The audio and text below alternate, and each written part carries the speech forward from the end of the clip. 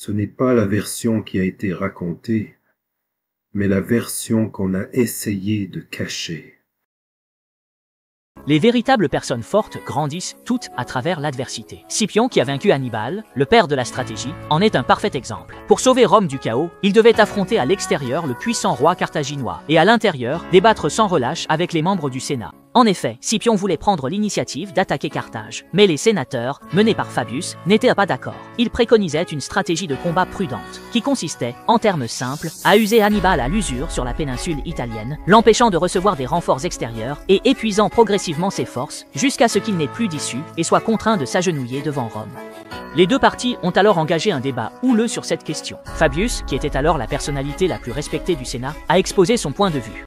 Fabius a d'abord expliqué que s'opposer à l'expédition de Scipion contre Carthage ne relevait pas de la jalousie envers les brillants exploits de ce jeune homme, mais bien d'une préoccupation pour l'intérêt général de Rome. Tout d'abord, Rome n'en était pas à sa première tentative d'attaquer Carthage. Déjà lors de la première guerre punique, l'expédition romaine en Afrique du Nord s'était soldée par une défaite cuisante, coûtant la vie à d'innombrables citoyens romains. L'histoire nous a donc déjà montré que cette méthode n'est pas viable. Par ailleurs, qui peut garantir qu'après l'expédition de Scipion en Afrique du Nord, Hannibal se retirera effectivement d'Italie?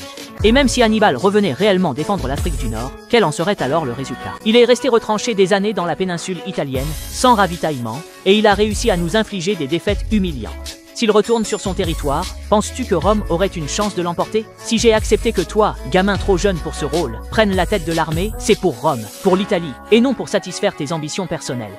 Souviens-toi bien, Rome n'a pas besoin de héros. À ce moment-là, Scipion ne put plus se contenir. Il s'avança au centre de l'assemblée pour demander la parole. Scipion déclara « Certes, je suis jeune, mais ce n'est pas là mon seul atout. J'ai déjà participé à d'innombrables batailles, et mes exploits sont connus de tous ici présents. Osez me dire, parmi vous tous, qui peut se vanter d'être meilleur que moi? De plus, Rome aujourd'hui n'est plus la même qu'au moment où Hannibal a envahi notre territoire. À l'époque, Rome était assaillie de toutes parts, mais après toutes ces années d'efforts, il ne reste plus qu'Hannibal comme ennemi. Vous vous êtes contenté de vous enliser dans une guerre d'usure contre Hannibal sur votre propre sol. Puis-je vous demander quel résultat vous avez obtenu? Vous avez envoyé 2 consuls et 4 légions en Calabre pour combattre Hannibal, et au final, vous n'avez même pas réussi à lui faire le moindre mal. Et maintenant, vous osez encore discuter avec moi de nos chances de victoire? Il y a 5 ans, j'étais déjà ici, et à l'époque, personne ne s'est opposé à ce que je parte en Hispanie. Pour être honnête, les difficultés auxquelles j'ai été confronté à ce moment-là étaient bien plus grandes qu'aujourd'hui. Mon père et mon oncle sont tous deux tombés au champ d'honneur, le front en Hispanie a subi un coup dévastateur, mais j'ai réussi, à moi seul, à redresser la situation, et très vite, à dominer l'Hispanie. Un tel exploit ne suffit-il pas à gagner votre confiance? D'autant plus qu'aujourd'hui, je suis plus fort qu'avant. Pourquoi m'empêcher de mener l'armée en Afrique du Nord? Je vous demande à tous de me faire confiance. À partir de maintenant, c'est à Rome de lancer l'offensive contre Carthage. Le champ de bataille doit être en Afrique du Nord.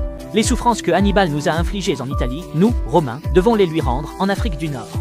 Le discours de Scipion a enflammé les esprits, et l'atmosphère au sein du Sénat a commencé à changer.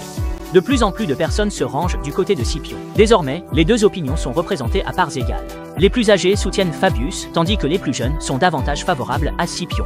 Finalement, Scipion est envoyé en mission en Sicile. Le Sénat a accepté que, si cela s'avérait vraiment nécessaire, Scipion pourrait mener une expédition en Afrique du Nord l'année suivante. Cependant, il ne lui a pas fourni de troupes ni de chevaux, mais seulement les fonds nécessaires pour recruter 7000 volontaires. En 205 avant J.C., la Sicile était déjà une province romaine. Scipion se rendit très tôt en Sicile pour prendre ses fonctions. Et dès son arrivée, il commença immédiatement à organiser des légions, car il savait. Grâce à ses exploits précédents en Espagne, ainsi qu'aux injustices qu'il avait subies au Sénat, de nombreuses personnes se sont ralliées à ce général de 30 ans. La Sicile comptait à l'origine 2 légions romaines stationnées que Scipion pouvait utiliser, mais même ainsi, les effectifs restaient largement insuffisants. Rome ne lui permettait pas d'utiliser les fonds publics pour recruter des soldats. Mais à ce moment-là, Scipion était le plus haut dirigeant de Sicile, il a donc profité de cette position pour contourner les règles. Après la première guerre punique, de nombreuses cités-états de Sicile ont été transformées en provinces romaines. Les habitants n'étaient pas obligés de faire leur service militaire, mais leurs terres avaient été confisquées par Rome, puis leur étaient louées à nouveau, ce qui les obligeait à payer un loyer à Rome. Scipion a pris la décision de rendre toutes les terres à ses habitants, de sorte qu'ils n'avaient plus à payer de loyer. Les habitants de Sicile lui en furent extrêmement reconnaissants. Ils ont alors pris en charge leurs propres frais et se sont portés volontaires pour rejoindre la légion de Scipion. Ainsi, Scipion a réussi à recruter 25 000 soldats et 12 000 marins. Il lui restait alors à transformer cette troupe disparate en soldats romains bien entraînés. Il ne restait plus qu'à attendre l'année suivante pour lancer l'attaque contre l'Afrique du Nord. Le général romain Scipion était un maître dans l'art de saisir la moindre opportunité. Tout en entraînant ses soldats en Sicile, il recueillait toutes sortes de renseignements. Ce jour-là, Scipion reçut soudain la nouvelle qu'une ville portuaire de Calabre, où se trouvait Hannibal, appelée Locres, souhaitait trahir Hannibal et retourner dans le giron de Rome. Sans hésiter, Scipion prit immédiatement la tête de 3000 soldats et se dirigea droit vers l'Ocre. Bien sûr, Hannibal avait également entendu parler de cette nouvelle, mais malheureusement, il n'était pas aussi rapide que Scipion, et lorsqu'il arriva, il était déjà trop tard. Ainsi, Rome resserra encore davantage l'étau autour d'Hannibal. Prendre l'Ocre, c'était en soi un grand exploit, mais le Sénat n'était pas content. En effet, Rome interdisait à ses commandants de mener leurs troupes en dehors de leur zone de commandement. L'Ocre se trouve sur la péninsule italienne, alors que la responsabilité de Scipion était la Sicile. C'est pourquoi le Sénat se préparait à envoyer une commission d'enquête pour interroger Scipion. Scipion n'avait pas du tout peur. Il déclara que le consul Licinius, chargé de combattre Hannibal, avait mené 4 légions sans aucun progrès, alors que moi, avec seulement 3000 hommes, j'ai réussi à acculer Hannibal dans une impasse. Souvenez-vous, ce lion carthaginois ne laissera aucune chance aux généraux médiocres de Rome. Le Sénat trouva que Scipion avait parfaitement raison, et l'affaire fut donc abandonnée. L'année suivante, c'est-à-dire en 204 avant JC, Scipion, impatient, mena 26 000 soldats à bord de 400 navires de transport jusqu'en Afrique du Nord. L'armée romaine a débarqué près d'Utique, la deuxième plus grande ville de Carthage. Les Carthaginois avaient mené une vie très paisible ces dernières années et ils furent très surpris à la vue de la grande armée romaine. Après le débarquement, Scipion ne reçut que de mauvaises nouvelles. Il avait tendu la main à 2 rois numides pour une coopération et il avait enfin obtenu une réponse. Tout d'abord, le roi numide Syphax non seulement n'a pas fait alliance avec Scipion, mais il a en plus rejoint le camp de Carthage. Carthage a gagné la faveur de Syphax par une alliance matrimoniale. Ils lui ont donné pour épouse la fille de Gisgon, qui avait été vaincue par Scipion en Espagne. Or, cette fille de Gisgon était auparavant la fiancée de l'autre roi numide, Massinissa. Ainsi, Massinissa a rompu définitivement avec Carthage et s'est rallié à Scipion avec 200 cavaliers. Parce que le trône de Numidie avait été usurpé par Syphax, Massinissa n'était plus qu'un roi, accompagné de seulement 200 cavaliers. Scipion était également déconcerté par le sort de Massinissa. Non seulement il avait perdu son royaume, mais même sa fiancée était partie chez l'autre. Mais Scipion est tout de même devenu un bon ami de ce roi sans royaume, et cela avec plaisir. C'est là toute la différence entre Scipion et Hannibal. Hannibal prenait toujours ses décisions sans jamais consulter les autres. Il a toujours combattu seul, tandis que Scipion savait bien mieux s'entourer. Scipion savait encore mieux se faire des amis et utiliser la force des autres à son propre avantage. Car c'est grâce à la parfaite coopération entre Scipion et Massinissa lors de la bataille de Zama qu'Hannibal fut complètement vaincu. Avant de marcher sur Carthage, Scipion avait lancé un serment audacieux. Il rendrait en Afrique du Nord tout le mal qu'Hannibal avait infligé aux Romains.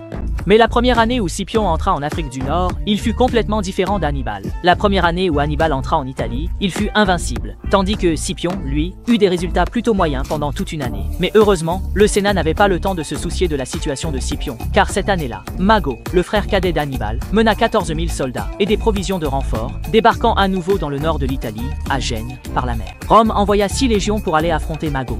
Bien que les 3 généraux romains fussent médiocres, ils réussirent à vaincre Mago. Gravement blessé, Mago se replia sur Gênes et n'osa plus se montrer. Quant à Hannibal, qui résidait à l'extrême sud de l'Italie, il était dans une posture passive. Il n'a pas laissé les armées romaines s'approcher, mais lui-même n'est pas sorti de sa position.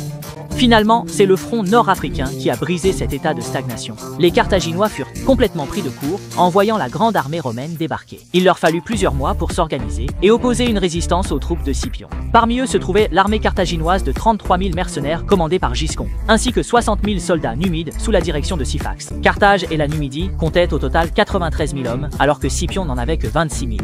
Il n'avait aucune chance dans un affrontement direct, alors Scipion élabora un plan particulièrement sournois. Sa cible était d'éliminer Syphax.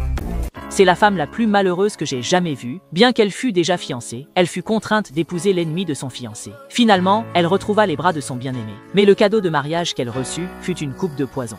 Tout cela trouve son origine dans la guerre entre Rome et Carthage.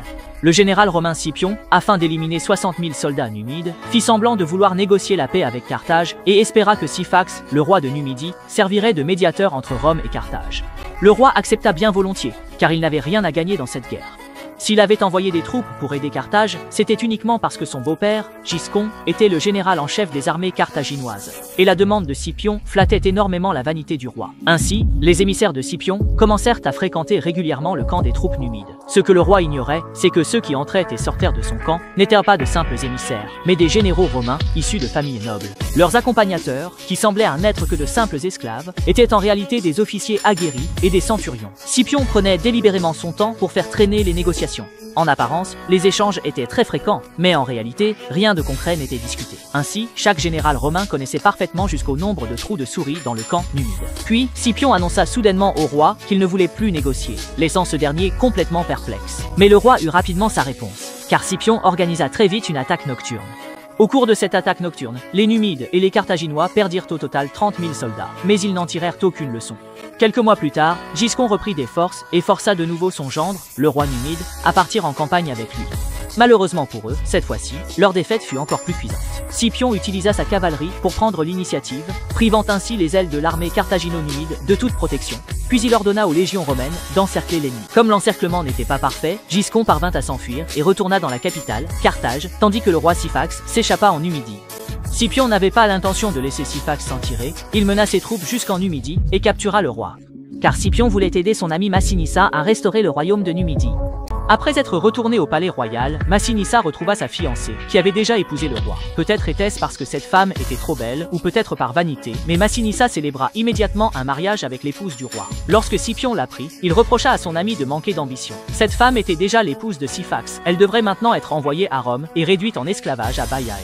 Et toi, tu as encore eu le culot d'épouser cette femme. Ainsi, Massinissa offrit à sa nouvelle épouse une lettre et une fiole de poison. Dans la lettre, il était écrit que c'était pour protéger sa bien-aimée de l'esclavage. Après avoir lu la lettre, sa femme ne dit qu'une phrase. « J'accepte le cadeau de mariage de mon mari ». Puis, elle but le poison. Pour aider son ami à surmonter la douleur de la perte de sa femme, Scipion annonça solennellement devant tous les soldats que Massinissa était le véritable roi de Numidie. Désormais, Rome avait enfin un premier allié en Afrique du Nord, et Carthage était alors complètement déstabilisé.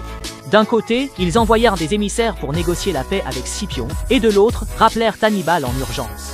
Les conditions de paix posées par Scipion n'étaient pas excessives. Il demandait que Carthage se retire d'Italie, renonce à ses privilèges en Espagne et reconnaisse la souveraineté du royaume de Massinissa. Carthage accepta ces conditions en apparence. Ainsi, une trêve fut instaurée pendant les négociations de paix. Le jeune frère d'Hannibal, Mago, reçut lui aussi l'ordre de rentrer. Il mena toute son armée depuis Gênes, dans le nord de l'Italie, pour retourner en Afrique du Nord, mais il mourut en mer avant d'arriver chez lui. Heureusement, les soldats parvinrent à rentrer sains et saufs à Carthage. Quant à Hannibal, lorsqu'il reçut l'ordre de rentrer, nul ne sait ce qu'il ressentit. Cette année-là, il avait 44 ans, et 16 années s'étaient écoulées depuis son invasion de l'Italie. Aujourd'hui, les yeux d'Hannibal étaient emplis de fatigue, de déception et de froideur.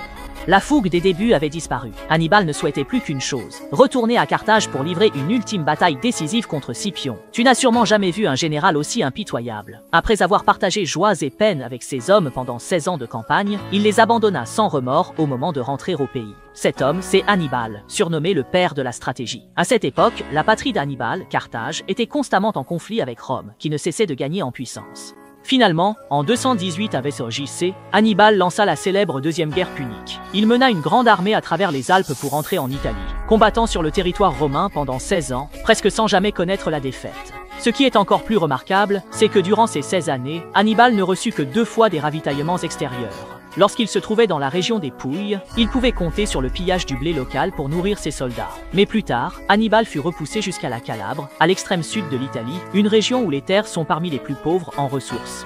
Bien qu'il y ait eu des villes portuaires prospères, la maîtrise de la mer est toujours restée entre les mains de la marine romaine, il était donc peu probable qu'Hannibal reçoive des ravitaillements par voie maritime. On se demande comment ils ont survécu toutes ces années. Les soldats d'Hannibal venaient d'Afrique, d'Espagne et de Gaule, tous mercenaires. Ainsi, lorsque les ressources d'Hannibal venaient à manquer et qu'il ne pouvait plus payer ses troupes, il n'aurait pas été surprenant que les mercenaires l'abandonnent. Mais ce qui est extraordinaire, c'est qu'aucun soldat n'a jamais quitté Hannibal. Ainsi, un grand général n'a pas nécessairement besoin de talents exceptionnels. Il suffit de savoir établir une relation de dépendance mutuelle et durable avec ses soldats. Cela est d'autant plus important en terre étrangère.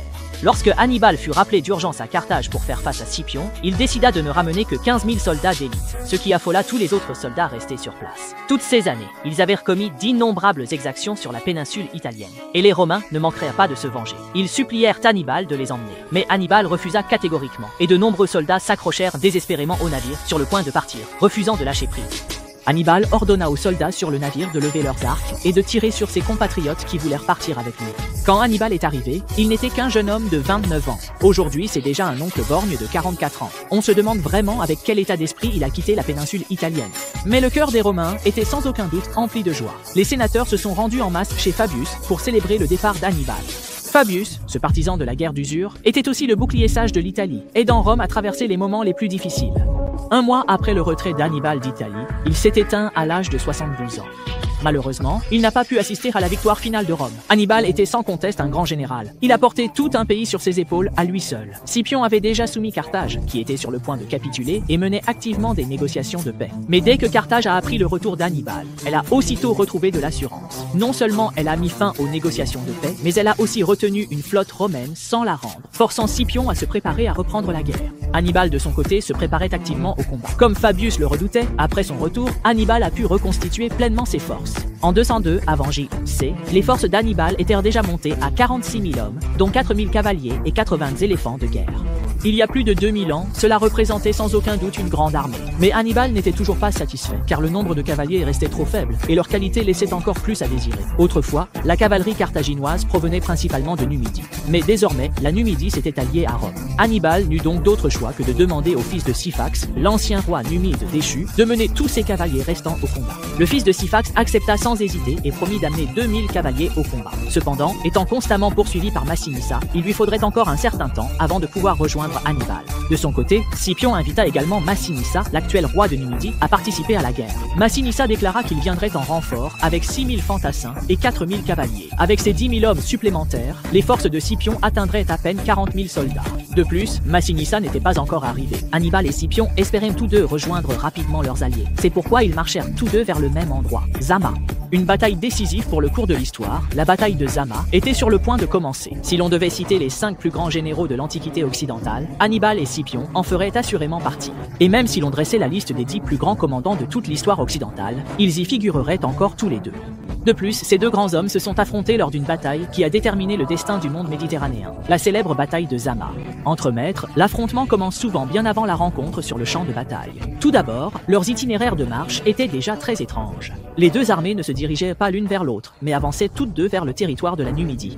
Parce qu'ils voulaient tous deux rejoindre au plus vite leurs alliés numides, le lieu de l'affrontement final fut donc Zama, près de la Numidie. Après son arrivée à la ville de Zama, Hannibal apprit que l'ennemi n'était qu'à quelques dizaines de kilomètres et envoya aussitôt 3 soldats en reconnaissance. Mais, contre toute attente, ces 3 malchanceux furent capturés vivants par l'armée romaine. Scipion ne leur fit aucun mal, mais les invita à visiter son camp, prenant soin de leur expliquer en détail ce qu'ils voyaient, de peur qu'ils ne comprennent pas. Le lendemain, ces 3 hommes virent les renforts numides arriver dans le camp romain sous les acclamations. Le 3e jour, Scipion leur demanda s'ils avaient bien tout compris.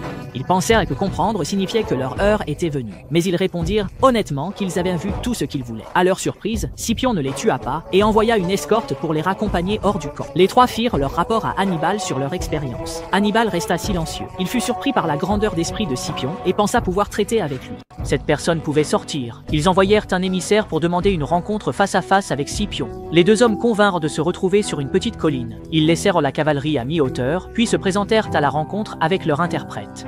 Hannibal prit la parole en premier, exprimant en substance ses regrets quant à cette guerre. Il commença par reprocher à Rome de ne pas avoir dû s'immiscer en dehors de l'Italie, puis il admit que Carthage n'aurait pas non plus dû quitter l'Afrique, ce qui a mené à la situation actuelle. Hannibal ajouta que Scipion était jeune et talentueux, qu'il s'était battu vaillamment en Espagne et en Afrique, et qu'il n'avait encore jamais goûté à l'échec, mais maintenant, la situation avait changé. Je suis de retour, tu sais très bien de quoi je suis capable. J'ai été le maître de l'Italie.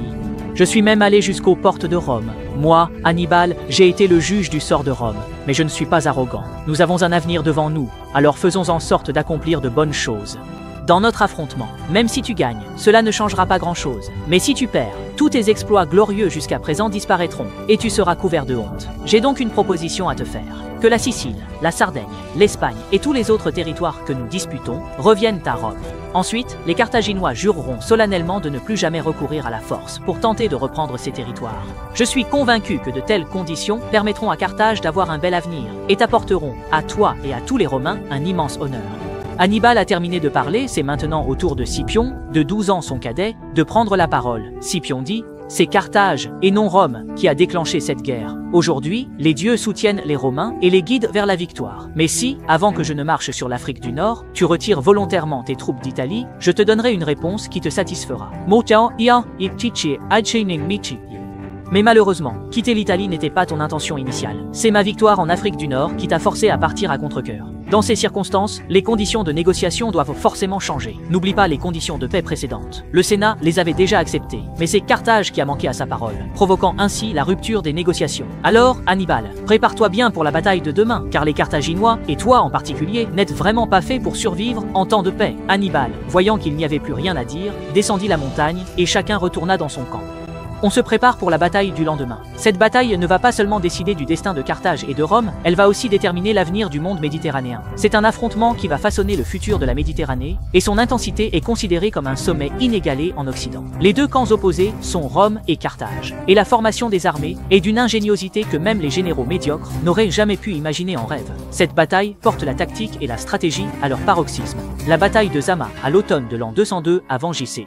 La douce lumière du soleil baigne la plaine de Zama. Le commandant en chef des Carthaginois est Hannibal, qui dispose de 46 000 fantassins et de 4 000 cavaliers, soit un total de 50 000 hommes, auxquels s'ajoutent 80 éléphants. Le commandant en chef des Romains est Scipion, dont les forces comptent 34 000 fantassins et 6 000 cavaliers, soit un total de 40 000 hommes. Hannibal est un maître tacticien, expert dans l'utilisation de la cavalerie, mais cette fois, la bataille lui est très défavorable. D'abord, il dispose de très peu de cavaliers, et en plus, ils sont pour la plupart des troupes hétéroclites. À l'origine, il aurait pu recevoir le renfort de 2000 cavaliers numides, mais Hannibal a accepté d'engager la bataille contre Scipion avant que les renforts n'arrivent.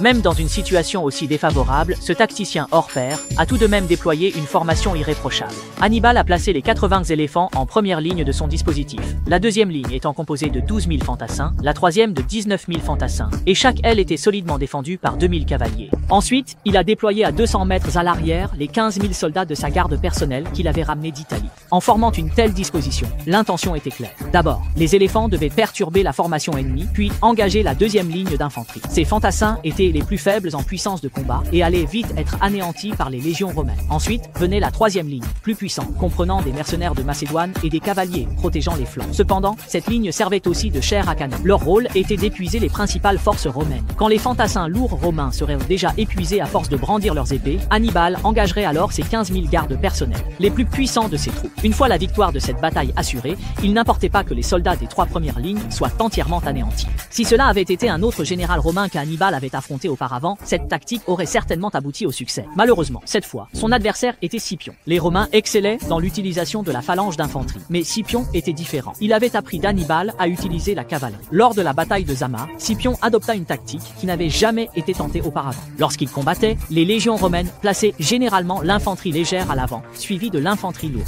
L'infanterie lourde était disposée de l'avant vers l'arrière en 3 colonnes, les recrues, les soldats expérimentés et les vétérans. De plus, chacune des 3 colonnes était elle-même divisée en petites unités, chaque unité étant composée de 60 à 120 hommes. L'infanterie légère, qui jouait le rôle de troupe de guérilla, ne combattait donc pas en petites unités. Mais lors de la bataille de Zama, Scipion a aussi divisé l'infanterie légère en petites unités, les a placées devant les intervalles entre les unités d'infanterie lourde, ainsi la formation ressemblait à une ligne continue. 3000 cavaliers étaient déployés de chaque côté de la ligne de bataille. Après que les deux commandants finirent leur discours, la cavalerie romaine sur les deux ailes attaqua soudain. Au signal d'Hannibal, 80 éléphants, enveloppés de nuages de fumée, chargèrent vers l'armée romaine. Une scène extraordinaire se produisit. On vit soudain les unités d'infanterie légère romaines se superposer aux unités d'infanterie lourde, créant de grands intervalles. Les éléphants lancés à toute allure n'étaient pas stupides. Puisqu'il y avait des passages libres, ils n'avaient aucune raison de foncer dans les soldats. Une fois les éléphants passés, les javelots et les flèches des fantassins légers romains se mirent à pleuvoir sur eux.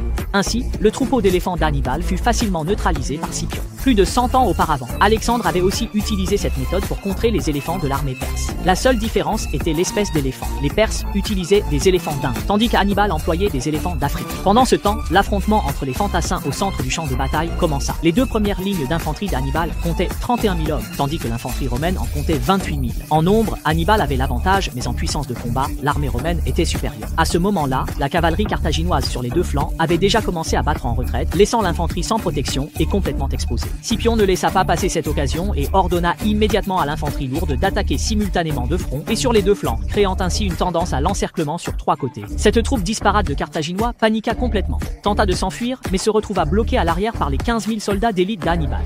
Hannibal avait donné l'ordre d'exécuter sans pitié tout soldat tentant de fuir. Ces mercenaires n'avaient donc d'autre choix que de se battre jusqu'à la mort, mais ils ne pouvaient toujours pas rivaliser avec les légions romaines. Le glaive espagnol introduit par Scipion s'est révélé extrêmement efficace dans la mêlée étroite. Le sang des mercenaires carthaginois a rougi l'herbe, et les cadavres entassés gênaient même l'avancée des troupes romaines. Voyant que le moment était venu, Hannibal ordonna à ses 15 000 gardes d'élite, restés en réserve à l'arrière, de passer à l'attaque. Scipion, voyant l'ennemi à 200 mètres, donna aussitôt l'ordre à l'armée de changer de formation. Cette manœuvre, Hannibal ne l'aurait jamais imaginée, même en rêve. Abonnez-vous à Animistica pour ne rien manquer. Likez, partagez et rejoignez-moi tout de suite pour un nouveau voyage dans l'histoire.